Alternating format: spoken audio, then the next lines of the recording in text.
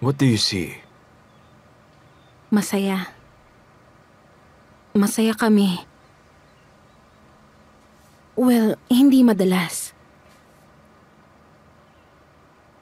Mr. Thailand, actually, hindi ako sure kung tama ba ang decision ko. Paano kung mali ako? As I've said before, ang pag-aasawa ay panghabang buhay, Miss Begum. Akala ko ba hindi ka pa handa sa ganitong sitwasyon? Did you change your mind? Hindi. Hindi naman. Naguguluhan lang ako. Parang hindi ako sure sa decision ko. Para bang may boses na nagsasabing bigyan ko pa ng chance. Evet, you need to decide. Ngayon pa lang, kailangan mo nang umpisahan. Yan ay kung gusto mong magkaroon ng peace of mind. Gusto mong sunugin ko ang photo? It's for you to decide, Miss Begum. Kung hindi, ay lalabas na inuutusan kita.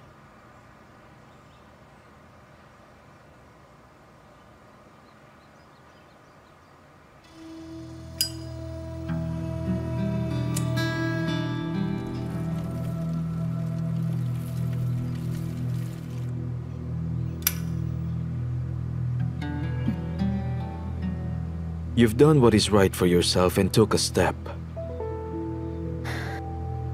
Pati ba ang mga ito?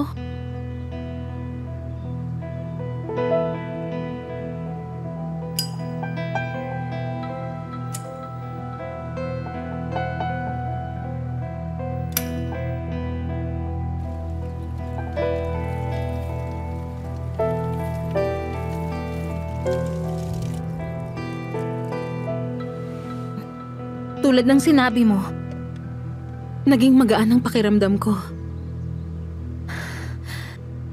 Ano kasi, lagi niya akong tinatawagan. Binablock ko na ang number niya pero gumagamit siya ng ibang number. Isa pa, pakiramdam ko obsessed siya sa'yo kaya mag-iingat ka. Don't worry about me. Walang makakalapit sa akin unless papayagan ko. Tandaan mo, kahit anong mangyari, huwag mo ding hahayaan na makalapit siya sa'yo. Kahit ano pa man ang gawin niyang pakiusap. Wala akong sasabihin kahit anong mangyari.